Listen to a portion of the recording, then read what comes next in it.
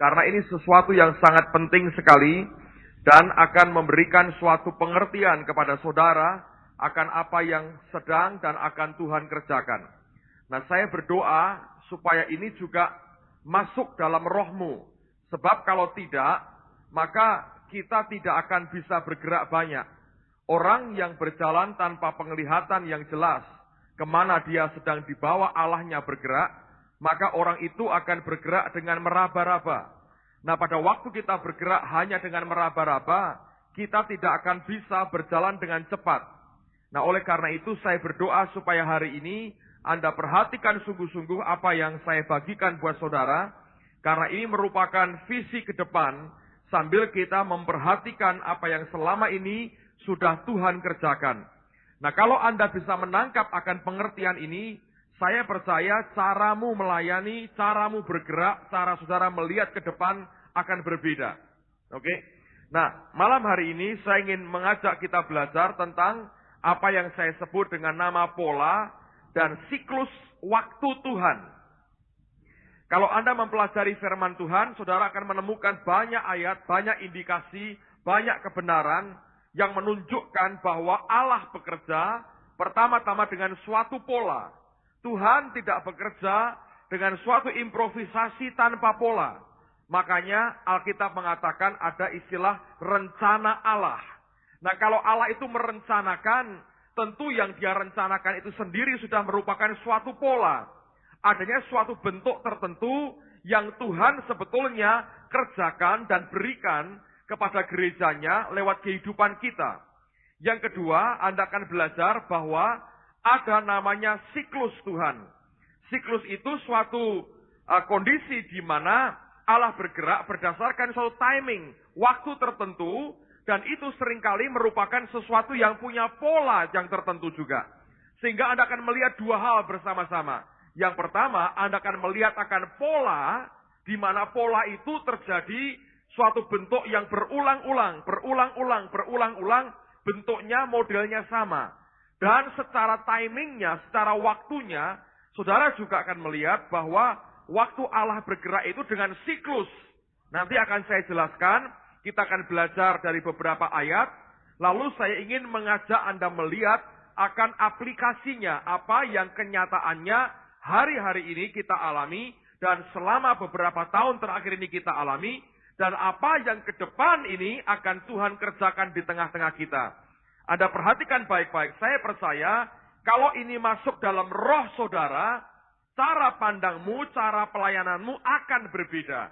Dan kau akan melihat bahwa kita bergerak dengan Allah yang sempurna. Dan Allah yang sempurna, Allah yang rencananya sempurna, dan Allah yang tidak bisa diganggu-gugat atas apa yang dia inginkan. Oke? Nah, sekarang mari kita lihat beberapa contoh. Lihat bahwa Allah bergerak dengan pola dan dengan waktu. Allah itu punya suatu aturan waktu yang ilahi. Mari yang pertama lihat dalam Mazmur 105. Mazmur 105 mulai ayat yang ke-16. Mazmur 105 lihat mulai ayat yang ke-16. Alkitab berkata begini, ketika ia mendatangkan kelaparan ke atas negeri itu dan menghancurkan seluruh persediaan makanan, diutusnyalah seorang mendahului mereka. Yusuf yang dijual menjadi budak.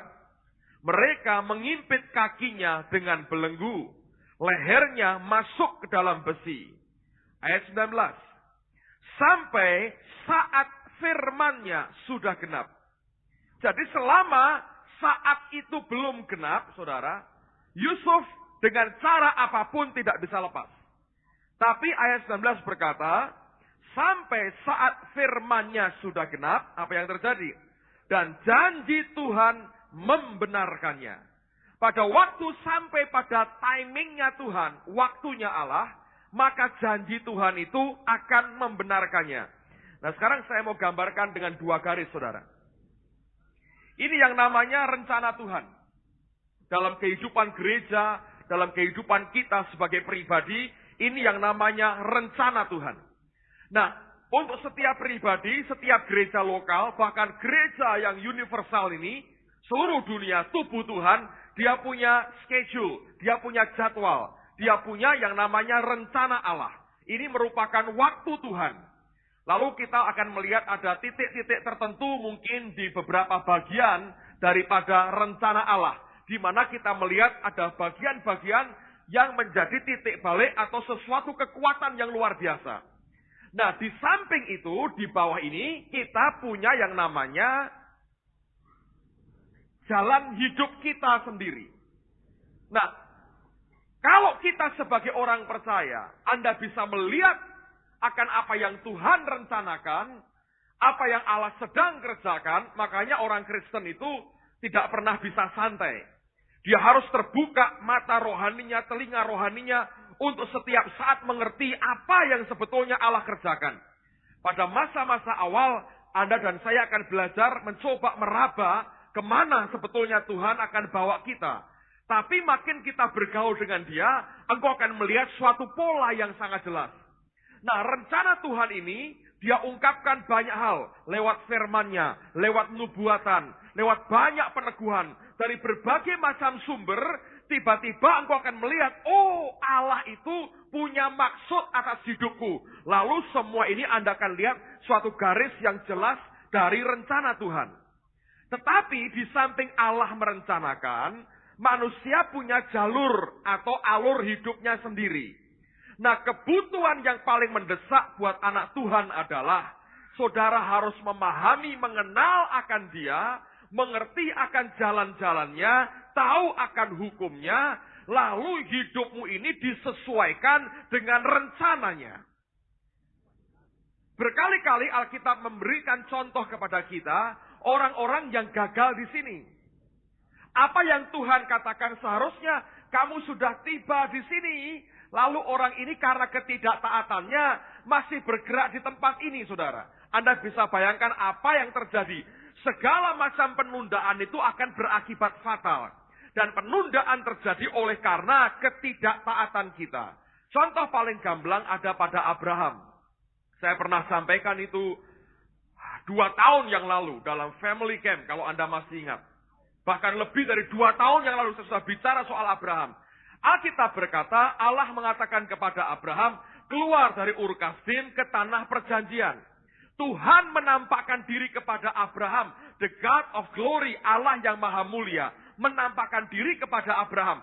Tapi kenyataannya kalau Anda baca dalam kitab Kejadian, yang membawa Abraham keluar bukan karena imannya, lalu kemudian kakinya mulai melangkah. Kenyataannya yang bawa dia keluar adalah bapaknya yang bernama Terah. Nah, Terah tidak kenal dengan Allah yang maha mulia. Dia hanya mendengar mungkin bahwa Allah berkata kepada Abraham, keluar. Lalu dia meresponi, dia berkata, kalau gitu ayo keluar. Nah, Abraham dalam ketidaktaatannya, dia membiarkan Terah berjalan di hadapannya. Dia biarkan Lot mengikuti di belakangnya.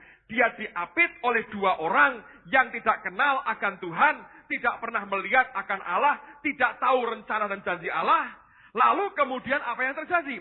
Karena Terah yang memimpin, Anda mengerti, mereka terhenti di Haran selama kurang lebih 15 tahun. Dan ajaib sekali, nama Terah artinya delay atau penundaan. Terah menimbulkan problem, baru dia bisa bergerak lagi, ngejar lagi rencana Tuhan, tapi Lot yang di belakangnya buat persoalan. Nah, Anda bisa melihat, sampai disingkirkan orang-orang yang tidak dimaksudkan dalam rencana Allah atas hidupnya. Anda mengerti itu membutuhkan perjuangan, pergumulan yang tidak mudah.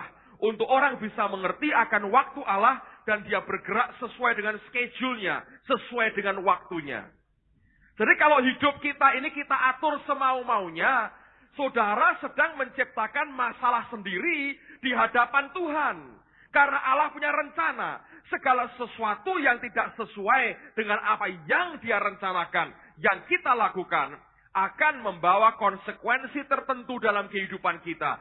Itu yang banyak orang berkata, engkau harus bayar harganya. Dan seringkali orang Kristen tidak sanggup bayar harganya, lalu rencana Allah dalam hidupnya seperti berantakan, hidupnya dikuasai kesia-siaan, dan kemuliaan Allah tidak nampak dalam kehidupannya. Anda dan saya harus mengerti, Yusuf mengalami itu 2 tahun sebelum dia dilepas. Dia mencoba keluar sendiri. Juru minuman raja dia ketika bebas berkata, kamu jangan lupa sama aku kalau nanti kamu bebas. Artinya dia berkata, aku mau pakai koneksi untuk melepaskan diriku dari penjara. Dia berkata dengan tidak adil, aku dipenjarakan, aku tidak salah, tapi dipenjarakan. Berhasil nggak saudara? Tidak. Karena waktunya Tuhan belum nyampe. Ketika waktunya tiba, tidak ada satu kekuatan yang bisa menahan Yusuf untuk keluar dari penjara dan jadi orang nomor 2 di seluruh Mesir pada hari itu. Anda bisa mengerti itu. Nah, orang Kristen harus belajar untuk mengenal Allahnya, tahu jalan-jalannya, memahami cara berpikirnya, kenali dia dengan segenap hati. Lama-lama engkau akan bisa melihat, oh ini pola Tuhan dalam hidupku. Lalu engkau hidup bijaksana, saudara. Nah, kalau sudah begitu, kita akan mengerti apa yang harus kita lakukan. Butuh waktu, sekali lagi butuh waktu. Tapi yang terutama butuh kesungguhan hati kita untuk mau mentaati apa yang Allah polakan dan rencanakan dalam kehidupan kita. Apakah ini jelas? Saya beri contoh yang kedua. Coba lihat dalam Yohanes pasal yang kedua. Lihat ayat yang pertama sampai dengan ayat yang keempat. Yohanes pasal yang kedua, ayat yang pertama sampai dengan ayat yang keempat. Pada hari ketiga, ada perkawinan di Kana yang di Galilea, dan ibu Yesus ada di situ. Yesus dan murid-muridnya diundang juga ke perkawinan itu. Ketika mereka kekurangan anggur, ibu Yesus berkata kepadanya, mereka kehabisan anggur. Kata Yesus kepadanya, mau apakah engkau daripadaku ibu? Saatku belum tiba. Lihat perkataannya, saatku belum tiba. Pribadi ini kenal betul akan rencana Allahnya. Dia berkata, semua yang aku lakukan bukan dari ideku, tapi semua berasal dari Bapa. Dia hanya mengikuti apa yang Bapa tunjukkan, dia hanya bergerak sesuai dengan apa yang Bapa inginkan. Dia berkata kepada Maria, mau apa engkau dengan aku ibu? Saatku belum tiba. Dengan kata lain dia berkata, kalau yang di atas belum memberikan green light, gua nggak bisa ngapa-ngapain. Engkau boleh yakin aku berkuasa. Tapi dia berkata sebagai manusia, aku bergantung sepenuhnya kepada Bapa yang di surga. Maria pasti percaya kepada Yesus. Dia yang tahu anak ini lahir bukan karena hubungannya dengan Yusuf. Ini lahir dari roh Allah. Dia bisa buat apapun yang dia mau. Anda mengerti itu? Nah, pada waktu dia menyadari itu, dia berkata, mau apa engkau dengan aku ibu, saatku belum tiba. Ini hal yang kita harus pelajari dari Yesus. Dia tidak bergerak berdasarkan kemauannya sendiri. Dia bergerak berdasarkan apa yang Bapanya rencanakan. Inilah sebabnya kita berkata bahwa Yesus merupakan pola. Merupakan contoh kenyataan konkret kehidupan Kristen seperti apa. Kita bergerak berdasarkan pola Tuhan dalam hidup kita. Nah, saya mau sampaikan 3 hal pada malam hari ini secara garis besar dan saya minta perhatikan baik-baik. Mungkin hanya 1 ayat lagi kelak akan saya baca dalam bagian ini, tapi lihat dulu saya mau jelaskan kepada saudara apa yang harus saya sampaikan pada malam ini. Yang pertama, kita belajar bahwa Allah bekerja dengan pola dan dengan siklus waktu tertentu. Ini Anda harus perhatikan. Nah, saya beri contoh. Tadi kita lihat dasar ayatnya. Yang pertama, lihat cara Tuhan bekerja. Dia bekerja pada 6 hari. Hari ke-7 apa, saudara? Sabat. Ya. Nah, ini pola, dia konsisten. Sampai dengan hari ini sebetulnya, hampir seluruh manusia di bumi ini ikuti polanya Tuhan. 6 hari kerja, 1 hari sabat. Nah, waktu Allah memberikan mana kepada bangsa Israel di padang gurun, maka pola Tuhan dan siklus waktunya konsisten. 6 hari dia beri mana setiap hari. Hari ke-6, orang Israel harus mengumpulkan mana untuk jatah berapa hari? 2 hari. Anda mengerti? Hari ke-7-nya, sabat. Tidak ada mana yang turun. Tuhan tidak menurunkan mana, orang Israel tidak pergi keluar mengumpulkan mana.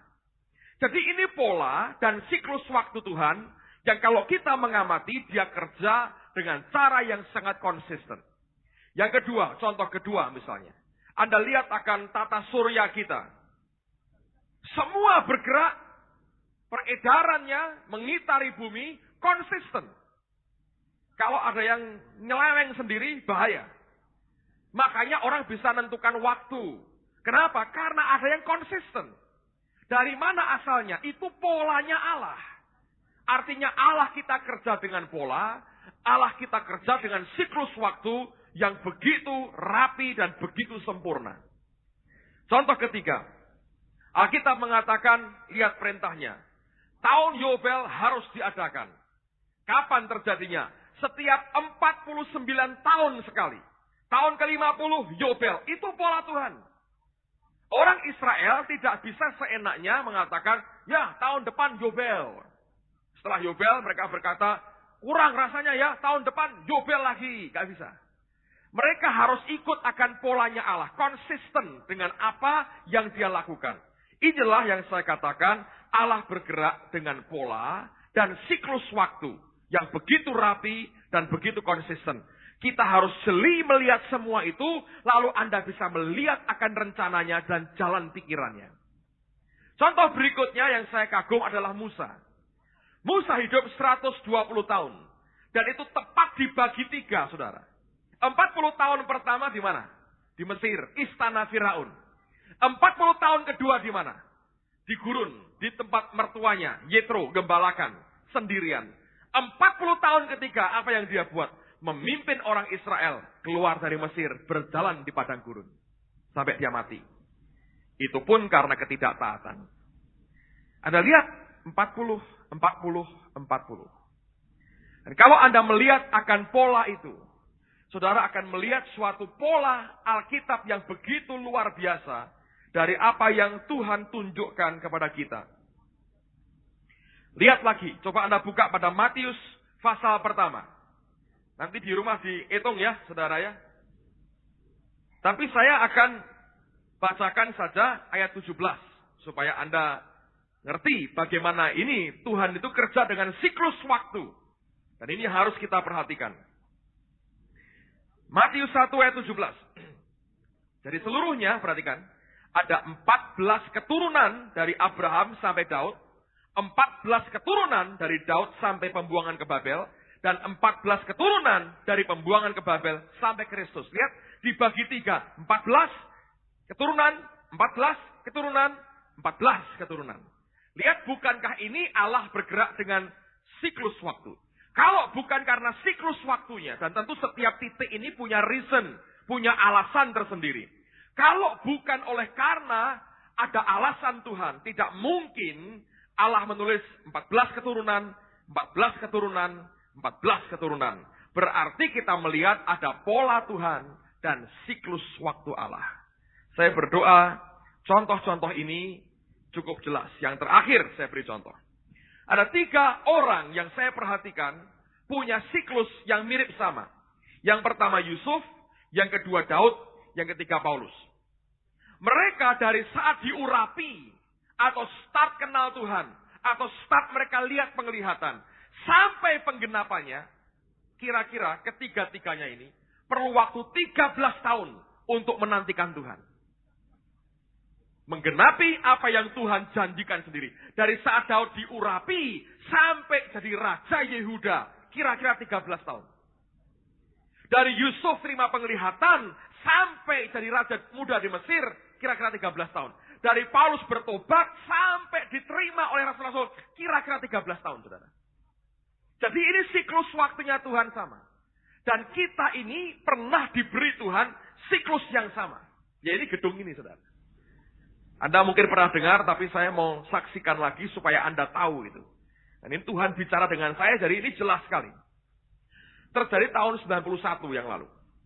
Jadi pada waktu itu kita belum setahun bergereja. Menjelang Natal, saya lagi berdoa di kamar sendirian.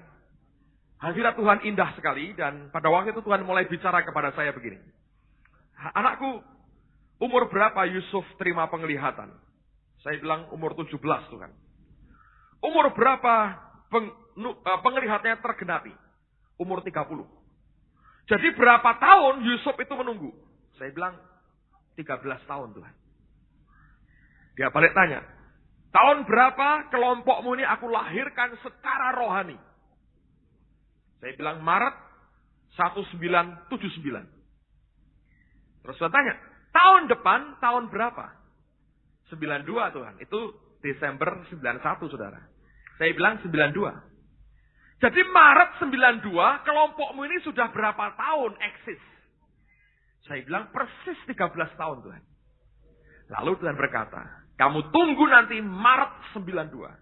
Aku beri kamu sesuatu yang besar. Wah, saya akan senang. Saya tanya, apa Tuhan? Gak dijawab saudara. Saya tanya, saya berdoa, saya tanya, gak ada jawaban. Saya ngomong ke istri saya. Mungkin masih ingat. Saya bilang, Tuhan ngomong begini. Nasihatnya sangat bijaksana. Bagus, tapi jangan ngomong orang-orang. Kenapa? Bahaya. Kamu sudah bicara bulan dan tahun. Kalau nggak ada apa-apa, bagaimana? Nanti orang bilang kamu palsu, nabi palsu, penyesat. Tambah repot. Tapi hati saya ini meledak-ledak luar biasa. Saya kumpul di kantor kami yang lama di Imam Bonjol satu kali, saya cerita dengan mereka. Saya bilang, coba dicek dalam doa. Yang saya ajak suruh ngecek, tidak pernah dengar suara Tuhan semua, saudaraku. Setelah seminggu kemudian, bingung, mengetak-ketik, tolah-tolah, nggak ngerti, saudara. Akhirnya berkata, ya baik, tapi jangan ngomong orang-orang. Karena nggak ngerti, nggak mau berkata ya atau tidak. Mau bilang tidak, nggak berani, bilang ya, ora krungu apa-apa, saudara. Mau ngomong apa? Nasihat yang safe saja. Jangan ngomong orang-orang. Kalau terjadi ya biar terjadi. Wong nubuatan apik, kan begitu ya, saudara. Tapi luar biasa apa yang sebenarnya terjadi. Betul, persis. Kita dapat gedung ini. Maret 92, right? Maret 92. Pak Timotius yang baca koran, tahu barang ini dijual, saudara. Dan kemudian datang, diurus, persis itu adalah Maret 92. Waktu kita berkata, ya kita ambil Maret 92. Persis, saudara. Saya melihat itu ajaib. Ya, Allah kerja dengan pola. Dan itu berlanjut sampai dengan hari ini. Nah, sekarang pertanyaannya ini yang saya mau sampaikan. Salah satu poin kedua. Ini yang dasar sekali. Saya mau berkata, sekarang pola dan siklus Tuhan buat kita itu apa? Saya melihat ada dua siklus yang kita harus perhatikan. Yang pertama, itu siklus 2 tahunan. Ini istilah saya sendiri ya. 2 tahunan.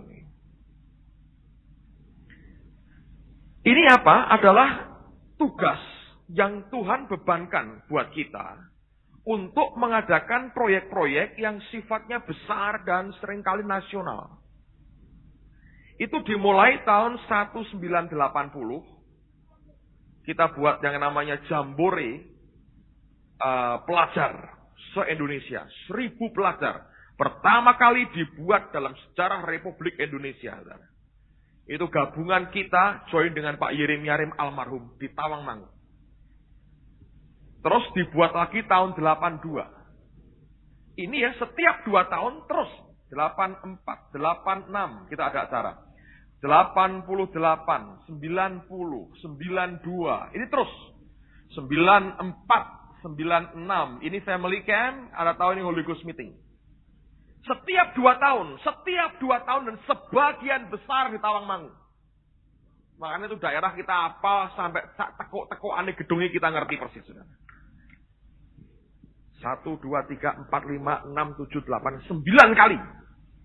Dari 80 sampai 96, saudara. Anda tahu masih ingat ini family camp di sini? Ini kita buat acara juga. Lihat ini gerak. Selalu terjadi sesuatu yang besar dalam 2 tahun terjadi. Dari tahun 80 sampai 96. Ini siklus 2 tahunan. Yang ini penting tidak penting. Ini memberkati orang lain. Memberkati banyak orang. Baik. Tapi untuk gereja. Ini Tuhan ini baru buka kemarin. Saya akan ke Cirebon. Di mobil Pak Paulus yang setir, ada Victor di depan. Saya duduk di belakang begitu.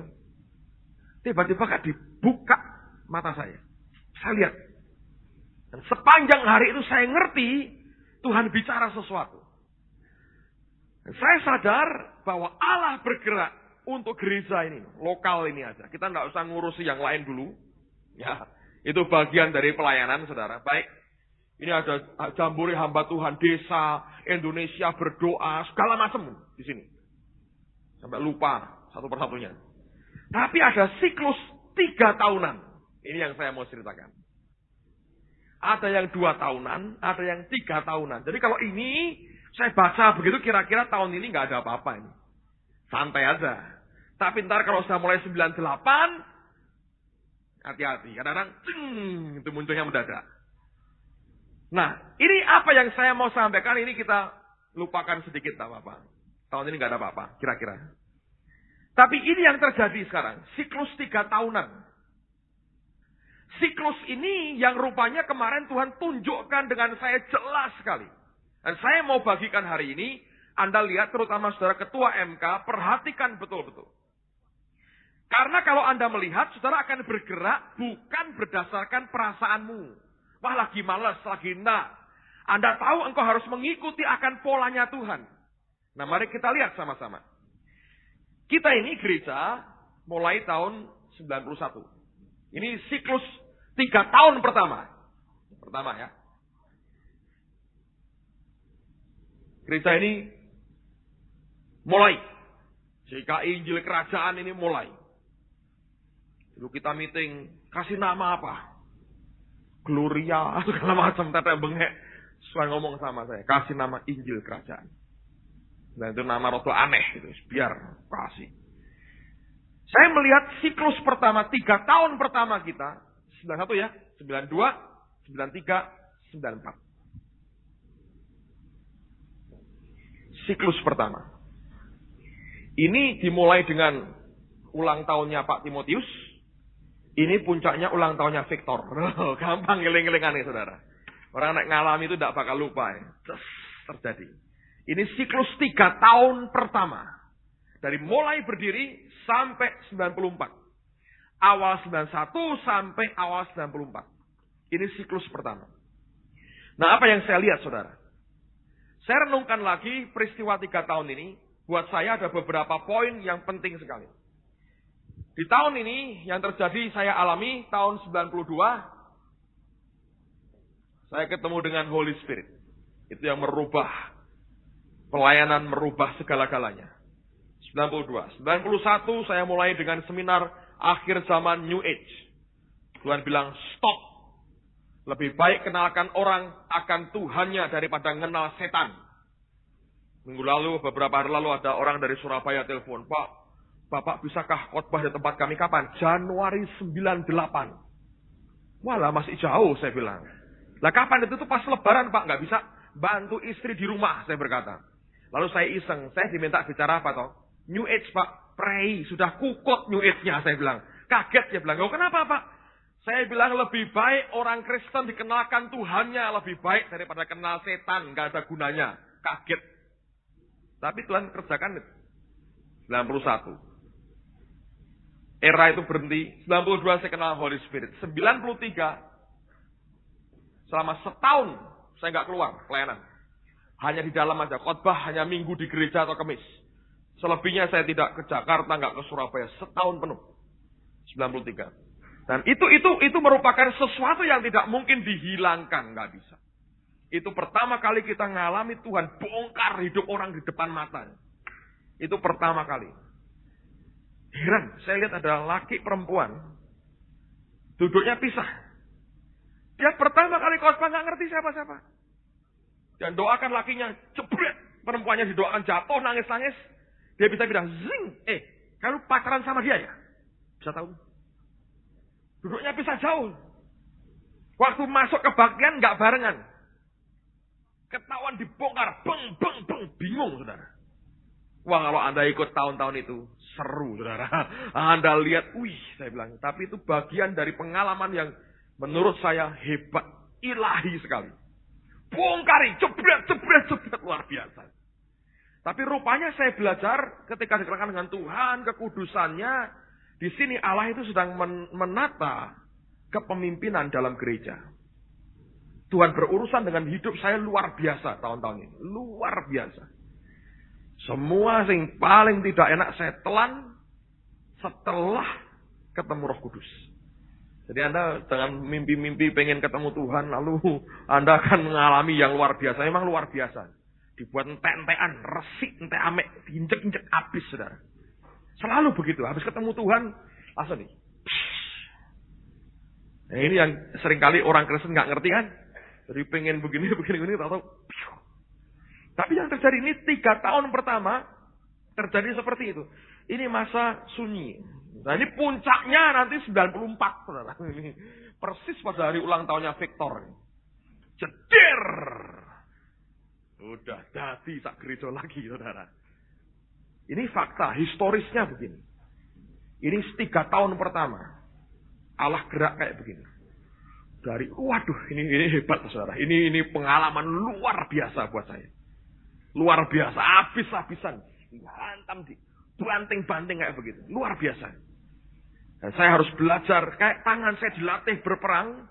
Bukan melawan orang lain ya. Melawan ego sendiri, melawan harga diri, melawan kesombongan. Melawan semuanya. Perasaan sendiri. Waduh, ini luar biasa. Dan ini masa kayak sunyi. Masa sendiri. Masa ditinggal pergi. Saya katakan minggu lalu, love me or leave me and they left me. Dan itu masa yang dimana orang disalah mengerti. Semua yang paling ngeri, tudingan yang paling ngeri saya alami. Masa ini. Tapi sebelum peristiwa ini sebetulnya ada andilnya Pak Yusak. Saya diundang ke Ungaran pada waktu itu dengan istri saya. Waktu kami didoakan. Dia tumpangi tangan, dia berkata, Tuhan memberikan kepadamu roh keberanian dan keperkasaan. Dan waktu itu saya mengalami pengalaman spiritual yang luar biasa. Pertama kali saya bisa rasain roh yang gede, saya bisa rasain. Dan sejak itu suara wedi wong, saudara. Kalau roh Allah mengurapi, tidak takut orang. Tapi di situ jadi puncak. Bang! Jadian. Tapi saya katakan dari minggu lalu, kalau ini nggak terjadi, jadi dodol kita hari ini, saudara. Nggak tahu jadi apa udah. Bubur sumsum lebih parah dari itu. Bubur encer kira-kira habis, nggak ada apa-apanya. Dimakan nggak kenyang, ya toh. Tapi kenyataan gitu. Anda mau jadikan nasi lagi nggak bisa. Tapi ini fakta. Ini masa yang sangat tidak mudah. Kalau Anda perhatikan banyak tokoh dalam Alkitab, orang yang memulai sesuatu yang dari Tuhan selalu harus lewati fase ini. Anda jangan mimpi bahwa ini tidak akan dilewati. Semua kita. Anda secara pribadi, Anda punya visi besar, sanggup tidak Anda lewati fase ini. Lihat orang yang bernama Yusuf, misalnya. Atau Yakub dulu. Harus keluar dari orang tuanya. Sendirian di rumahnya Laban. Berjuang melawan Esau. Bergulat melawan Tuhan. Pincang kakinya. Sebelum jadi Israel. Itu perubahan di dalam yang begitu luar biasa. Yusuf, Daud, Paulus saya sebut tadi, Musa, Yesus sendiri, Yohanes Pembaptis, semua. Ini, nah kita ini bagus. Kalau yang lain 13 tahun, kita 3 tahun cukup, saudara. Soalnya apa? Ini akhir zaman sih. Semua dipercepat. Musa 40 tahun, 3 tahun toh. Tapi sengsorone luar biasa. Luar biasa. Saya sampai minta pada waktu itu Pak Marso jadi humas. Dan saya bilang jangan sakiti siapa-siapa. Jangan salahkan siapapun. Buat suatu penjelasan yang rohani. Yang tidak menyakiti manusia lain. Tapi ini bisa kita lewati dengan baik. Nah. Ini 3 tahun pertama. 3 tahunan kedua. Apa yang terjadi? 94, ya, 95, 96, terus berapa? Ya, ini siklus 3 tahunan kedua. Selama tahun ini, apa yang kita alami? Satu yang saya rasakan, masa damai. Luar biasa ini, gencatan senjata, tidak ada musuh, saudara. Luar biasa, 3 tahun pelayanan tidak ada musuh. Bertobatnya nanti saja. Tolong Tina, ambil. Jadi ini selama ini pertama masa damai. Ini mau jadi pendeta atau mau apa? Enak-enak. Thank you. Ini tiga tahun kedua ini masa damai. Nggak ada perang. Tenang semua. Pak Marso tambah gemuk saya lihat. Darah tingginya sempat sudah lama tidak kambuh, tapi mungkin kangen lagi sekarang mulai lagi. Tapi saya lihat ini masa tenang, bagus sekali. Masa begitu damai, tidak ada keributan, ada ke kantor, tidak ada gosip, nggak ada apa. Tidak ada orang pacaran.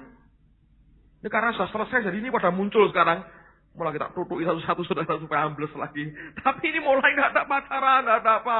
Hasto katanya, oh hidupku untuk Tuhan seluruhnya. Aku dipanggil sendiri gitu. Saya harap ya konsisten sebagaimana Allahnya konsisten. 94 ini mulai seperti ini, saudara.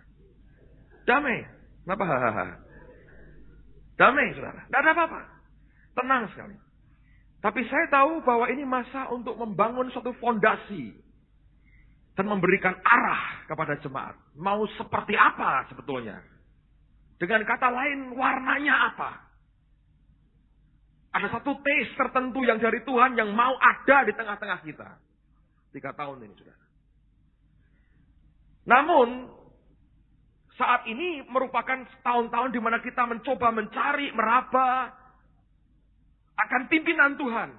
Tuhan mau bawa kemana ini? Tapi ini damai sekali. Saya harap akan terus damai dan tidak berhenti. Amen, saudara. Pak, apa enggak boleh kawin? Boleh kawin, saudara. Dengan ini saya putuskan Anda boleh kawin kalau mau kawin. Masing genah gitu. Kalau enggak genah ya tahu sendiri, saudara. Ya, 94, 97. Saudara harus mengerti ini damai sekali. Nah, masa itu kita belajar untuk mengerti akan kehendak Tuhan. Nah, apa yang terjadi? Memang tidak gampang juga. Pada waktu selama 3 tahun ini, terus terang saya berkata apa adanya. Senternya hampir semuanya ke pribadi saya sendiri. Tidak ada orang lain di sekitar saya yang orang bisa berkata mereka juga pemimpin yang bisa memutuskan. Semua urusan nyampe ke saya putus sendiri. Selama 3 tahun kedua ini. Selama ini 3 tahun ini tidak ada yang ngatur lagi. Semua urusan kantor dari hal besar sampai hal kecil semua urusan saya. Orang bilang ini diktator, orang apa, saya nggak urusan. Saya tahu apa yang saya harus buat selama 3 tahun ini. Saya berikan dasar. Saya berikan arah. Kemana arah yang harus dibuat untuk gereja ini. Saya cari kehendak Tuhan, saya bergerak dengan dasar apa yang Tuhan mau. Ini 3 tahun yang kedua. Dan sebetulnya, jujur Anda harus lihat bahwa pada waktu Anda sendirian dan Anda kendalikan semua sendiri. Pencobaannya, godaannya adalah, saudara mau ambil ini untuk dirimu sendiri. Atau engkau bawa jemaat Tuhan itu kepada Tuhan. Itu. Kalau saya gagal, saya akan pusatkan semuanya ke diri saya sendiri. Lebih enak. Ya tak? Jadi camat cilik. Nasarojo camat. Semua senterkan ke diri. Selesai. Tak atur semua. Saya nggak urusan. Nggak usah ada pembantunya. Ini rak lemus. Tapi itu saya gagal. Kenapa saya berkata saya gagal, saudara? Sekarang lihat ayat ini. Ini ayat memberkati saya luar biasa. Saya pegang ini dalam hidup saya. Dan saya bersyukur Allah memberikan kemampuan. Kisah Rasul pasal 11. Dan semua ketua MK Anda perhatikan betul. Ini bagian yang tidak boleh Anda hilangkan dalam pelayananmu. Karena dalam MK Anda bisa membuat senternya ke diri sendiri. Bisa. Dan nanti kelihatan anggotamu tumbuh atau tidak. Kalau kerdil semua nggak bisa apa-apa, memang jelas-jelas sebetulnya disenterkan ke diri terlalu banyak. Nah, apa yang harus jadi sikap hati kita? Kisah 11, coba perhatikan mulai ayat yang ke-22. Ini tentang gereja di Antioquia ya. Maka sampailah kabar tentang mereka itu kepada jemaat di Yerusalem. Lalu jemaat itu mengutus Barnabas ke Antioquia. Setelah Barnabas datang dan melihat kasih karunia Allah, bersukacitalah ia. Ia menasihati mereka, dengerin, supaya mereka semua tetap setia kepada siapa? Tuhan. Dalam bahasa Inggrisnya, cleave unto the Lord. Berpegang, bergantung, nempel ke Tuhan. Kenapa dia menasihati begitu? Ayat berikutnya. Karena ada alasannya. Barnabas adalah orang baik. Yang kedua, penuh dengan Roh Kudus. Yang ketiga, dan apa? Iman. Kalau Anda ini orang baik, penuh Roh Kudus, dan Anda orang beriman, saudara, dalam pelayanan kita, engkau akan memberikan nasihat, memberikan dorongan kepada jemaat, bukan cleave unto yourself. Bukan membawa mereka bergantung, nempel ke dirimu. Tapi cleave unto the Lord. Dibuat nempel, dibuat gantung ke Tuhan. Bukan ke hamba Tuhannya. Nah, untuk bisa begitu Anda harus punya hati seperti Barnabas. Dalam pelayanan, saya melihat ini fase yang krusial sekali. Allah memberikan masa damai untuk kita kerja, taruh fondasi. Nek perang terus nggak bisa. Taruh fondasi yang baik, arahnya diatur semua. Tapi bahayanya adalah saya lihat ini bisa nempel ke saya. Dan kalau sampai Anda semua nempel ke saya gagal. Yang betul adalah kalau kita punya hati seperti Barnabas, apa yang terjadi? Engkau harus dorong jemaat untuk cleave unto the Lord. Untuk nempel, untuk gantungnya ke Tuhan. Bukan kepada manusianya. Dan ini merupakan fase yang berikutnya. Dan rupanya saya selesai. Dari mana saya tahu? Desember 96 atau awal 97, saya lupa. Hazel kapan datang sini ya? 96 ya? 96 ya Hazel. Dia berkata pada saya pernah sharingkan pada saudara. Dia bilang, Petrus, Pastor, dia bilang, aku lihat penglihatan tadi sore berdoa. Kamu ini sedang menutup satu pintu gerbang besar dari luar. Bukan nutup dari dalam, nutup dari luar. Seperti orang nutup toko. Dan lalu kamu pergi. Saya bilang, apa artinya? Dia bilang, sepertinya ada tugas yang kamu selama ini kerjakan. Tuhan bilang, itu tugas besar. Tuhan bilang, selesai. Kamu akan dibawa masuk ke alam yang lain. Lalu Januari lalu kan, waktu lebaran Ibu Indri datang. Anda masih ingat ya? Saya diundang ke depan, dia nubuat. Itu kalimatnya mirip sama dengan apa yang Hazel katakan. Buat saya itu peneguhan. Dua orang bilang, dan selesai. Yang ini selesai. Cara lama selesai. Fondasi sudah ada, arahnya sudah jelas. Allah beritahu kamu bergerak ke bangsa-bangsa. Bangun gereja semacam ini. Jelas, Allah beri. Selesai. Masa ini selesai. Masa 94, 97 selesai. Dan masuk 97, ini yang luar biasa. Ini masuk fase ketiga. Sampai awal 2000. Atau akhir. Saya tidak pernah cerita ini sama Pak Yosea. Dia membuat program 3 tahun. Dia sendiri yang buat program. Untuk MK, saudara. Nanti dalam MK saya nggak tahu. Sudah disampaikan belum Pak Yosea? Belum. Nanti akan disampaikan saya harap. Dia buat planning 3 tahun. Sampai 99 akhir. Atau 2000 awal. Dia buat 3 tahun. Saya belum pernah cerita karena ini siklus 3 tahunan ini Tuhan baru beritakan pada saya kemarin siang di mobil lagi. Saya ketemu Pak Yosea terakhir hari Senin ya di kantor dengan Pak Nugroho, dengan Pak Ardian, dengan Pak Tri. Dan bicara tentang 3 tahun apa yang dia mau kerjakan selama 3 tahun. Dan tiba-tiba Tuhan buka mata rohani saya. Ini masa yang mulai hari-hari ini kita masuki adalah membangun ke atas, saudara. Kalau orang bangun itu ya, mungkin di tempat yang berbukit-bukit begini. Tahun-tahun ini diratain sama Tuhan. Diuruk, dipotong. Lalu setelah Anda punya tanah yang rata, kita diminta untuk membangun fondasi di sini. Ini fondasi.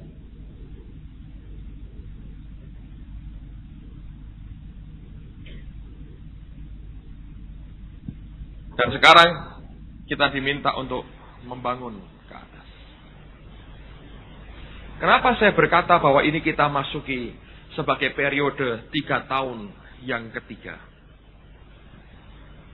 Saya melihat Tuhan berkata pada saya begini, saudara. Perhatikan pada waktu ini, masuk tahun 97 ini sudah banyak hal yang luar biasa. Selama di sini, ini masa konflik dan selesai. Di sini sendirian. Dan Tuhan berkata, mulai tahun ini, orang-orang yang selama ini aku simpan, dan nyimpennya itu cara Tuhan, diolah, dikerjain Tuhan sendiri. Aku akan beri, lalu mereka yang akan membantu, bergerak bersama-sama, membangun yang di atas. Minggu, tanggal 9 Maret nanti Pak Ardian ditahbiskan dari pendeta muda. Ini lagi doa puasa ini di Getsemani, saudara. Makanya istrinya sendiri dan 2 anaknya. Tapi Pak Ardian lagi doa puasa mulai hari ini sampai nanti Sabtu di Taman Getsemani. Saya menghargai kesungguhan hatinya. Tapi kenyataannya sebetulnya mulai Januari lalu sudah full time di kantor. Saya ngomong terus terang, saudara ya. Menurut saya baru tambah sadar bahwa dia butuh pengorbanan besar untuk itu. Hanya beberapa hari yang lalu sebetulnya. Saya ngomong terus terang ya. Gaji yang dia terima dari tempat dia kerja 3 tahun lalu lebih besar dari yang hari ini dia terima di dalam pelayanan. Saya nggak tahu ini kemunduran atau apa. Saya kadang-kadang bergurau dengan dia. Saya bilang, kita ini kadang-kadang kurang menghargai diri kita sendiri ya. Saya bilang, dia cuma ketawa. Saya bersyukur ada orang-orang yang mau kayak begitu. Jangan dianggap, wah ini karena ini nih, nebeng hidup. Jangan punya pikiran apapun. Saya beritahu terus terang. Gajinya dia 3 tahun lalu, saudara. Tanpa inflasi, tanpa kenaikan harga, beras, gabah, pupuk, segala macam, nggak sampai hitung, saudara. Nggak sampai hitung. Dolar naik, sama nggak sampai hitung. 3 tahun lalu dia terima lebih gede dari yang hari ini dia terima dari gereja. Itu menurut saya pengorbanan. Ya, saudara. Tapi apa yang dia buat? Teman-teman di kantor paling merasakan. Dalam 2 bulan ini, saya lihat luar biasa. Mumpung orangnya nggak ada. Saya ngomong terus terang. Luar biasa. Nanti pada bagian terakhir dari training pemantapan ketua MK, saya akan minta dia cerita apa yang dia buat, sistem yang kita sedang buat hari-hari ini untuk keuangan gereja, tentang policy, tentang segala macam. Itu luar biasa. Dalam waktu cuma 1 bulan pertama, dia kerjain semua. Cepat sekali.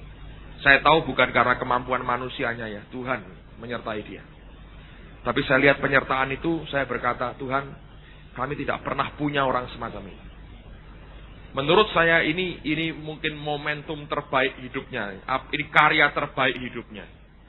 Saya nggak yakin dia kerja selama ini bisa seperti yang hari ini ada Eli. Jadi ada Tuhannya di balik itu. Tapi terlalu baik menurut saya. Lebih dari apa yang bisa saya bayangkan sebelumnya. Luar biasa. Nah, kerja ya bongkari semua dibuat. Saya rasa teman-teman di kantor bisa merasakan itu sesuatu yang luar biasa. Jadi manajemennya diatur. Masa ini saya diributi orang. Mana manajemennya? Untung saya ini dablek orangnya. Sekali saya bilang, gua mengerti Tuhan suruh saya begini, tak kerjain.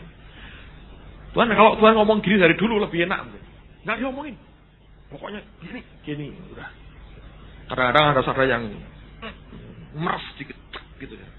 Ada yang nguat, ngencangi gitu saudara. Baru Anda bisa jalan dengan baik seperti yang Tuhan mau. Tapi menurut saya dengan orang-orang yang ngeributi saya, dengan apa yang kita punya hari ini, nggak ada apa-apanya saudara. Yang dikerjain dia menurut saya luar biasa. Saudara, nanti ketua MK akan diceritai bagaimana kita gerak dengan duit gereja, dari mana masuknya, untuk uang bisa keluar caranya bagaimana, polisinya, itu semua akan begitu gamblang jelas sekali.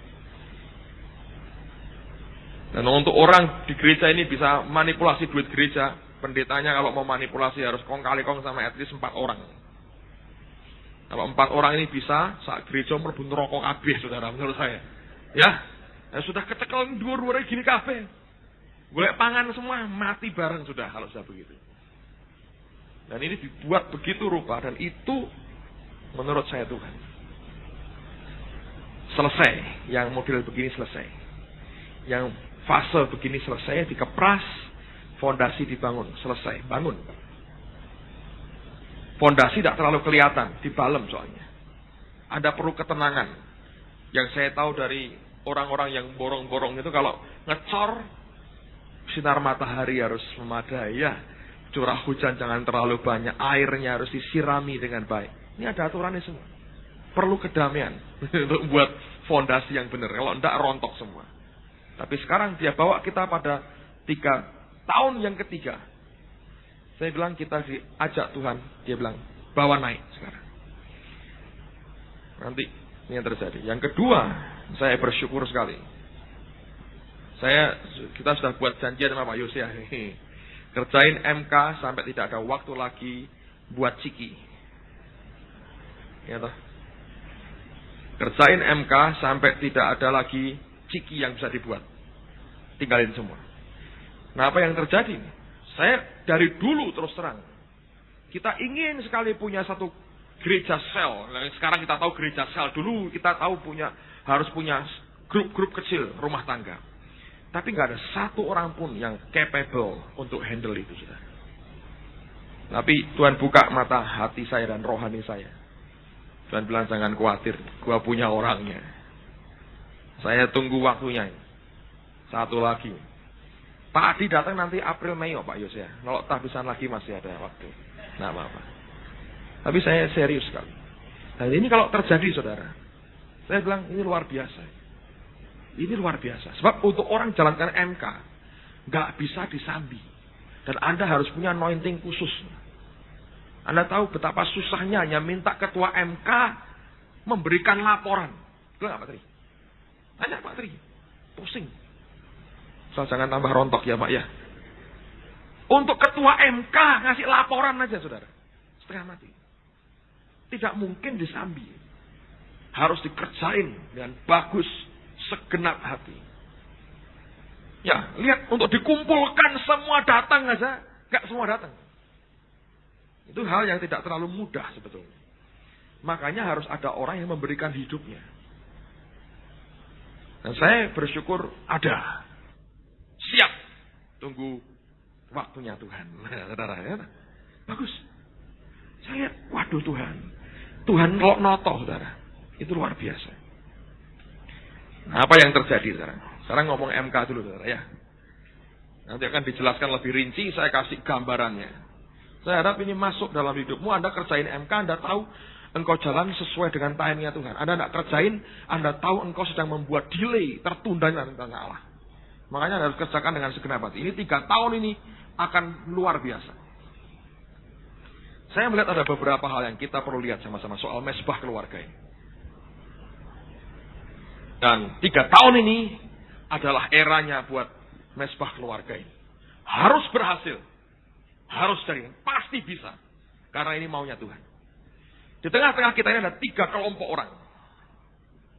Yang ngaku percaya Yesus lahir baru. Menurut saya, yang pertama, kelompok pertama itu murid. Ini orang yang mau belajar. Mau ikut mesbah keluarga. Mau ikut kalau ada seminar dia ingin datang. Rindu sekali untuk maju. Murid. Sedia dimuridkan. MK nanti menghasilkan murid. Yang kedua adalah anggota terdaftar. Nah ini. Ada saudara ya. Orang MK kanan sudah. Seminggu sekali. Kemis ya. Kalau tidak wegah datang. Tapi kalau banjir nanti motornya keropos. Tidak usah datang. Gitu. Pokoknya ini anggota terdaftar gitu. Suka-sukanya sendiri saudara ya. Tapi ya terdaftar ya harus dirumati. Kasih ucapan selamat ulang tahun. Tidak apa-apa sakit jadi parani. Itu toh ya. Wong terdaftar ya toh saudara. Tapi bukan murid. Bukan. Tapi terdaftar. Anggota namanya CKI Injil Kerajaan. Ikut MK? Belum. Sudah setahun belum terus saudara. Ini anggota terdaftar. Yang ketiga adalah hadir di kebaktian. Ini lain lagi ini. Ya, ini lain lagi. Oh, ini kita semua welcome, saudara. Tapi ini faktanya, ya. Faktanya ini begini. Ya. Yang ini boleh, ini mungkin dari gereja lain, mereka diberkati di tengah-tengah kita. Kita buat training MK. Tapi yang paling diharapkan adalah murid. Nah, mesbah keluarga ini, nanti kelak Anda akan dijelaskan sponsor-sponsi. Nah, apa itu? Ini yang saya melihat akan jadi sesuatu yang luar biasa. Orang, kasarnya begini, saudara. Garis besarnya, satu orang yang begitu lahir baru, ada satu orang yang mendampingi dia.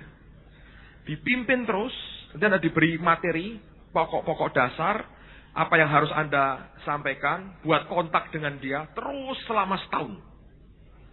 Teknisnya nanti akan diajari, setelah setahun atau sekian bulan, atau 8 bulan sampai setahun, nanti orang ini bisa bimbing orang lain. Jadi ini murid. Nah, teko kebaktian telefoni. Tanyai, ndak mau MK diparani.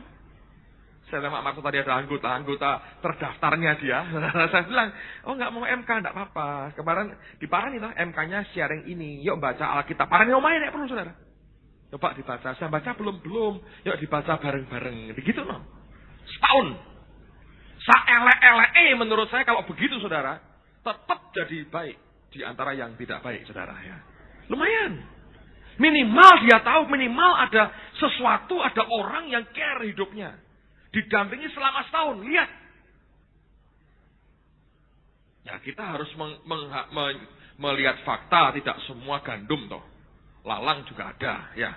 Setelah setahun loh, jebule lalang ya sudah, enggak apa-apa. Cabut jangan, itu urusan malaikat dengan kita ya. Tapi minimal kita tanggung jawab. Nah sekarang Anda lihat, nanti Pak Yose akan jelaskan, mungkin angkanya nggak persis sama, tapi ini hanya kasar ya. Kita hari ini punya 38 MK. Kalau itu bisa bergerak, dan saya yakin bisa. Makanya Anda harus ikut training ini dengan baik, lihat dan praktekkan dalam hidupmu. Anda kerjakan segenap hati. Maka dalam akhir tahun ini akan bergerak mungkin bisa kurang lebih 70 mungkin. Saya tidak usah overestimate ya. Kita berikan angka yang lebih rendah. Harusnya itu didobel aja. Kalau dobel 76 kira-kira. Ini 70. Lalu bisa bergerak ke 140. Lalu pada akhir daripada 3 tahun ini, kira-kira kurangi lagi, 250. Yang tutup-tutup diestimasikan ada, saudara ya. Tapi tidak apa-apa, 250 MK kita punya. Dan ini artinya kita bergerak di sini. Ini mungkin masih ada, ini pasti masih ada, ya. Tapi kita punya 250 MK. Kalau rata-rata orang 10 aja setiap MK, berarti ada 2.500 murid. Saudara bisa bayangkan, 2.500 murid. Komitmen dengan Tuhan. Serius dengan Allahnya. Ngerjakan apa yang Alkitab mau. Minimal kesungguhan hatinya luar biasa. Bukan orang yang on off. Mati hidup. Kerjakan, ngerti. Alkitab, dasar-dasarnya, ayatnya. Dia suruh ngomong muni, saudara. Nggak, tapi langsung keluar. Baca Injil, minimal Alkitab habis. Menurut saya kualitinya berbeda. Diajari hidup dalam roh, kasih dasar Alkitab, didampingi setahun. Ketua MK-nya dampingi, ngurusi MK-nya, ketua MK diurusi pelayan rayonnya. Ya toh? Dirawat, digembalakan itu ketua-ketua MK. Dan kalau itu terjadi, Anda bisa bayangkan nih. 2.500 murid. Ini belum anggota terdaftar, belum yang hadir di kebaktian. Bukan kita mengabaikan, tapi mari kita lihat angka yang lebih realistis saja. Mari kita lihat muridnya saja. Seringkali jumlah-jumlah ini bisa besarnya hampir imbang, saudara. Tapi mari kita lihat angka murid saja. Nah, apa yang terjadi kemudian? Anda bisa lihat akan pelipat gandaan potensi. Dan saya berkata pada waktu nanti kita selesaikan 3 tahun ketiga ini, saudara. Kita bisa kekuatan yang di dalam seperti satu gereja lokal. Dan itu sudah membuat pusing. Gedung ini sudah panasnya luar biasa. 2.500 murid. Anda bisa lihat potensi kalau mereka semua memberikan korban, potensi finansialnya, keuangannya berapa. Kita tidak akan bisa lagi bicara tentang kota. Kita harus bicara dunia. Makanya Allah berkata dunia harus jadi ladang kita. Kok ngomongnya gede Pak? Enggak. Ini globalisasi saudara. Ini biasa omongan begini sekarang. Dulu ya. Sekarang terlalu biasa. Anda lihat 2.500. Apa yang terjadi kalau kelak kita masuk pada 3 tahun yang keempat kalau Yesus belum datang? Menurut saya itu fase yang hebat sekali. Pada tahun itu leadership yang ada di tengah-tengah kita, termasuk saya, kalau Tuhan belum datang, umur saya paling-paling baru 40-an. Mateng-matengnya orang, life begin at 40, saya baru mulai saudara.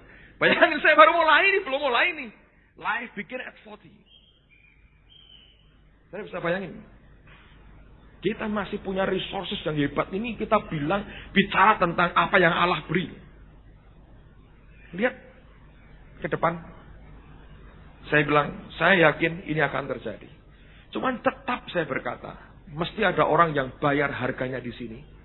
Dengan urapan Tuhan yang khusus di sini. Kalau enggak bisa. Anda boleh ke Singapura, FCBC Lauren Kong, enggak orangnya. Kalau Anda telusuri, ini ada orang satu yang memang ngerjain ini. Otaknya itu di situ. Orang itu mungkin tidak jadi orang pertama. Nggak terlalu kelihatan, tapi otaknya di dia. Semua dari dia. Jalan. Mengaplikasikan visi yang Tuhan beri. Waduh. Nanti hari Minggu kalau Allah izinkan saya beritahu saudara. Kebenaran itu sama dengan realita. Dalam Alkitab. Dan di dalam kebenaran itu ada anugerah. Yang membuat kita semua mampu melakukan akan kebenaran yang kita terima. Jadi kita tidak bergerak dengan kekuatan sendiri untuk ini. Tuhan yang akan menyertai kita. Saudara bisa melihat apa yang saya maksudkan. Ini 3 tahunan siklusnya. Saya nggak janjian Pak Yosea buat program 3 tahun. Pada waktu saya bilang, waduh bener. Siklus 3 tahunan Tuhan buat bagi kita. Dan ini awal. Kalau Anda mulai training MK, ini baru awal. Setelah itu akan ada sesuatu. Dari tahun 97, 98, 99. Sampai mungkin kira-kira 2000 awal. Masuk abad 21. Kalau Tuhan datang, fine. Haleluya. 2.500 murid kita persembahkan bagi dia. Anggota terdaftar, mudah-mudahan masih setia dan selamat masuk surga, saudara. Yang hadir di kebaktian, kembali ke gereja masing-masing. Ya, itu bukan urusan, tapi kita memberkati mereka. Fine. Berikan buat Tuhan. Cukup. Dengan kapasitas yang dia beri buat kita. Ini saya tidak bicara soal ministry yang kaset, yang macam-macam. Enggak. Saudara. Saya bicara satu aja. Soal gereja lokal ini. Kita masih punya banyak urusan pelayanan macam-macam di samping ini. Tapi saya berkata kalau ini aja kita bisa kerjakan. Kita bergerak berdasarkan konsep dan pola yang Tuhan mau. Menurut saya apa yang dia rencanakan akan tercapai. 3 tahun pertama dia ratakan. 3 tahun kedua dia buat fondasi. 3 tahun ini dia bilang bangun ke atas. Kita tidak pernah ngerti nanti 3 tahun keempat apa yang akan terjadi kalau Tuhan belum datang. Dan apa yang saya sampaikan ini bisa keliru semua. Saya berdoa kelirunya adalah terlalu kecil angka kita. Karena kita bergerak dengan Allah yang maha besar, saudara. Kita tidak mau overestimate. Ya, tapi saya bilang mari kita lihat Allah yang besar. Ketika kita memandang kepada semua ini. Alkitab berkata, arahkan, tancapkan perhatianmu itu kepada pengharapan di dalam Dia. Kalau kita melihat semua ini, saya bilang, saya yakin dalam 3 tahun ini ada sesuatu yang akan Tuhan buat. Saudara bisa lihat satu gereja yang mulai terbangun dengan, saya bilang Tuhan engkau ini Allah yang sangat sempurna. Ini bukan karena kejeniusan 1-2 orang, bukan. Ini diatur dalam satu skenario Tuhan yang begitu luar biasa. Siapa yang bisa minta satu orang memberikan hidupnya, kamu planning ya tahun ini kamu gini, enggak bisa. Tiba-tiba semua ini dikumpulin Tuhan, jadi satu. Mosaiknya jadi kelihatan, kumpulkan Tuhan jadi satu. Lalu dia berkatanya, aku bangun, bentuknya akan semacam ini. Dan pada waktu kita mengerti akan hal itu, luar biasa. Tadi saya ingin tahu dengan Pak Chandra, off the record sebetulnya. Hari ini, katakanlah ini, jumlah ini aja ya. Ya, kurang lebih kita punya 300 lah murid. Kurang lebih. Ini pun juga belum terlalu sekali ya, murid. Tapi ini bergerak kalau masing-masing kita kecil-kecil, kita bilang, waduh Pak, aku cuma 5-6. Justru itu kekuatannya di 5-6 orangmu itu loh saudara. Bagaimana jadi 12, jadi 15, lalu jadi 2 MK dalam tahun ini. Itu aja. Saya hanya berikan Anda gambaran universalnya. Sebab dengan begini Anda bisa lihat keseluruhannya. Tidak jadi kecil. Tapi yang membuat ini terjadi adalah kalau masing-masing kelompok kecilmu itu. Tahun ini aja berdoa, Tuhan belah jadi 2 MK. Jangan belah terus sejenis yorak gabung, betulnya gabung. Ini kan hapus-hapusan saudara, ini petung-petan namanya. Soalnya gabung, soalnya belah, soalnya gabung, soalnya belah. Nah, memang belah.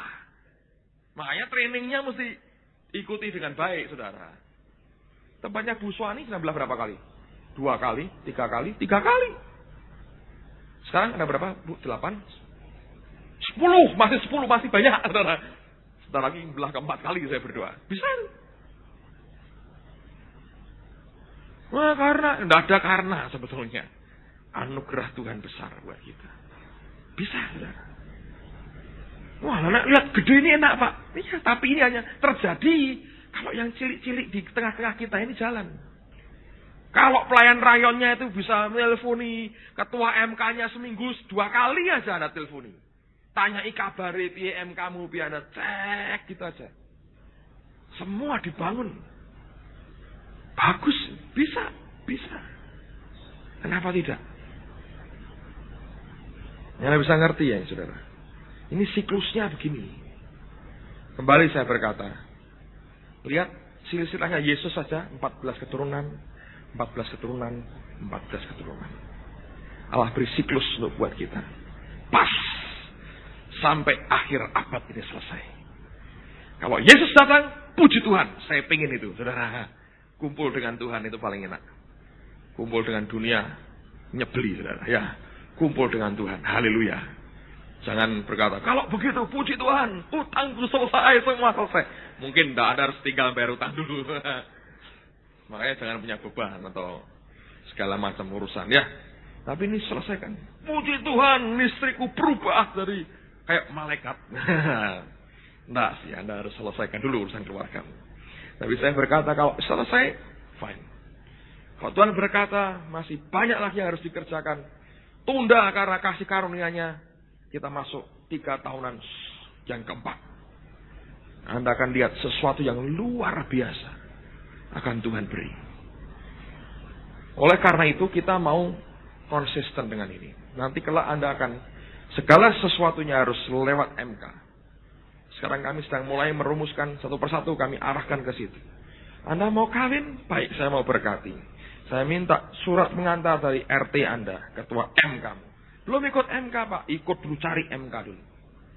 Nah tidak setia, saya tanya, mau tetap kawin atau tidak? Saya bilang begitu. Itu kepentingan saudara. Lihat secara politis negara kayak begini saudara. Ya, kalau kita bertahan dengan gereja seperti ini, ya, sudah berapa miliar yang habis dalam sekian bulan terakhir ini. Tapi kalau Anda mau konsisten sebagai gereja, ini caranya. Mau diapa? No, tetap ada, dipelihara dengan baik. Ini kebutuhan. Kalau kami buat aturan yang keras, karena untuk kebaikan. Sekali lagi yang dicari murid. Wah, aku tak anggota terdaftar. Ya karepmu saudara. Tapi hidup Anda tidak akan berkemenangan. Yakinlah. Karena tidak seperti yang Tuhan ingin Anda keluar dari jalur geraknya Tuhan. Amen, saudara. Ya, saya tahu ini angka 250 juta untuk Jakarta ya tidak besar hari ini. Tapi saya berkata, soto berapa mangkok itu Anda makan begitu? Hobi saya makan soto. Pak Mibi, Pak Sandra, lihat berapa piring. Pak mie goreng. Saya melihat dari sini siklusnya yang kita mesti perhatikan betul-betul. Saya tahu ini timing Tuhan buat kita. Amen, saudaraku. Oh ya, tidak gampang. Saya tahu tidak mudah. Tapi saya berdoa anugerah Allah membuat kita bisa. Amen. Baik, kita akan selesai. Dan jangan lupa nanti hari Minggu sore ada pentahbisan dari Pak Ardian jam 5 sore. Hari ini sedang doa puasa, puji Tuhan. Bagus sekali, saya menghargai ya karena apa yang dia kerjakan selama 2 bulan ini diberkati luar biasa. Gereja sudah ada email dan ada, kita tahu gereja punya banyak Pak Ardian masuk. Jadi dilengkapi dengan banyak hal. Dan yang saya tahu orang kantor tiba-tiba jadi sibuknya luar biasa. Dan saya berkata, tapi itu baik ya. Semua memacu dan semua bergerak untuk Tuhan dengan cara yang sangat luar biasa. Lantai sedang dikerjakan di belakang. Segera panggung akan dibongkar. Mungkin setelah pentahbisan ya. Dan kita akan lihat ada progres yang lebih cepat lagi dalam renovasi kita. Yang lebih penting adalah pembangunan bait Allah secara rohani. Yang ini jangan ditinggal. Ini bukti kasih kita dan komitmen kita kepada Tuhan. Anda bisa melihat ini ada perlu fasilitas, ada perlu banyak hal. Tapi saya berkata bahwa kita mau bangun akan pembangunan rumah Tuhan. Dan dengan mesbah keluarga ini, para pemimpin akan dilahirkan. Kita kalau punya 250 pemimpin, Anda bisa bayangkan. 250 gembala. Kecil-kecil tapi gembala. Ya, dalam kapasitasnya mungkin terbatas, tapi bisa punya hati merawat akan orang-orang yang diberikan, dipercayai. Oh ya, ada frustrasi kadang-kadang. Ketemu orang aneh-aneh, tidak mau bertobat, pengennya gitu. Tapi minta kesabaran, minta anugerah, didoakan. Ya, nanti Anda akan melihat hasil yang begitu indah. Apapun yang terjadi, kita tahu. Kita siap. Karena ini sudah akan jadi sesuatu yang kuat sekali. Allah beri anugerahnya buat kita. Dan saya percaya bahwa kesanggupannya besar. Doakan untuk tanggal 9 nanti. Pentahbisan sore. Dan paginya saya akan, kalau Tuhan izinkan, saya akan ajar Anda tentang bagaimana kebenaran. Ini indah sekali. Orang Yunani tidak punya kata yang diterjemahkan realita, tidak ada. Mereka pakai kata yang sama yang dipakai untuk berkata tentang kebenaran. Saya belajar kebenaran itu bukan konsep, tapi realita. Amen. Dan bagaimana itu sampai dalam kehidupan kita, anugerahnya diberi. Nah, saya mau berdoa supaya Anda mengerti apa yang Tuhan perintahkan tidak terlalu sukar, karena kesanggupannya yang memberikan kekuatan kepada kita. Baik, mari kita berikan yang terbaik buat Tuhan kita. Mari tundukkan kepala dulu dan kita berikan persembahan kita.